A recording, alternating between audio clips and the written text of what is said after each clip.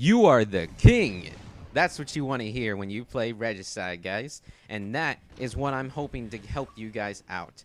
I'm going to give you some tips and a little bit of tactics in order to get in the ranks of being the king in Regicide. Now, these tips are meant to help you out, help you with your tactics, and help you stay with that crown on your head. So that way you don't get it taken away, because nobody likes getting their crown taken away. Why would you not want to be king?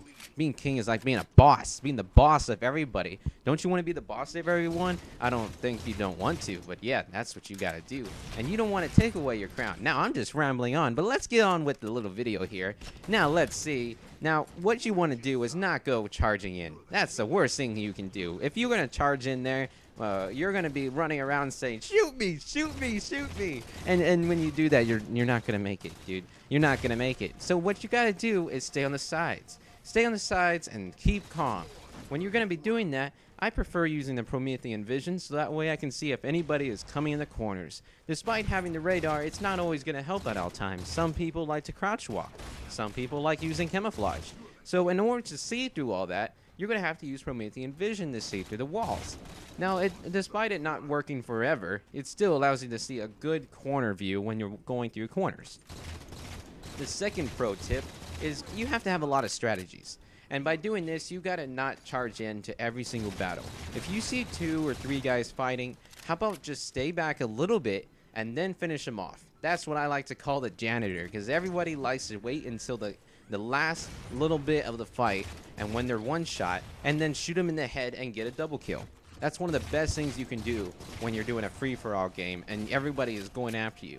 And with this new game called Regicide, there's gonna be a big like red arrow basically pointing at you at all times when you have that crown on your head. And when you do that, it gives it a sense of intensity. It says everybody is out to get me and I have a bounty on my head. Since when do you have a bounty on your head when you're a king? That's just silly. But hey, it's cool. And when you get the king, it gives you a Regicide points. And with that, your bounty keeps going, and based on how many points you have on your bounty will be on how many points you get when you kill the king. Now, and sometimes the bounty can go up to 40. I haven't seen it go more than that. Maybe I think 45 at most, but after that it stops going up depending on how many points you get as the king. And it's a lot of fun to play this game, and it can be very frustrating if you don't know the tactics to use. And that's why I'm here to help you guys. Now, when you have the crown on your head for more than 30 seconds, you're going to get a kill-tacular point kind of thing. Now, when I heard that for the first time, I was like, where did I get 5 kills? I haven't even found 5 kills all at once. And I was like, what the hell is going on? But then the little overshield came up, and I'm guessing that just gives you a little overshield bonus after 30 seconds. And that's really cool because it allows you to say, all right, here we go. Everybody's chasing after me. I'm defending myself for 30 seconds and more. All right, thank you. I'm going to use this overshield and get these last guys that are following me around. It's a really cool feature, and I highly recommend you use it, and that is why you don't go charging in the middle of the battle and know where all the hot spots are. You have to know exactly where all the traffic is going to be in order to stay away from it at all times.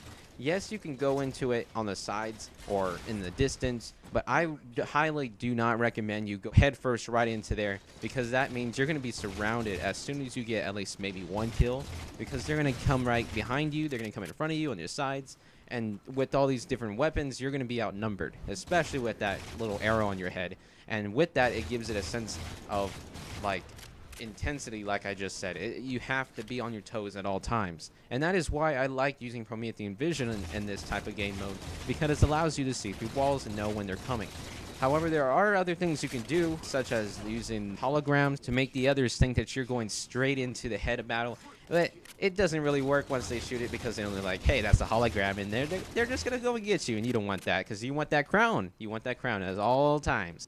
And the most important thing you got to do is learn how to use every weapon. You know, you have to know how to get headshots at all times and know how to use your surroundings at all times. By using these different types of weapons, it allows you to use different things in different situations, such as the grenade launcher, that little sticky grenade thing.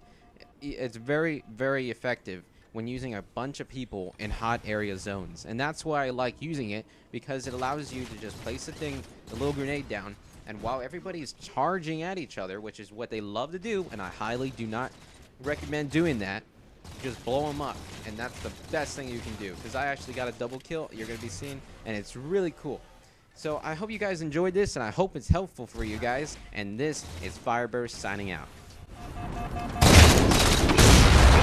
You're the king.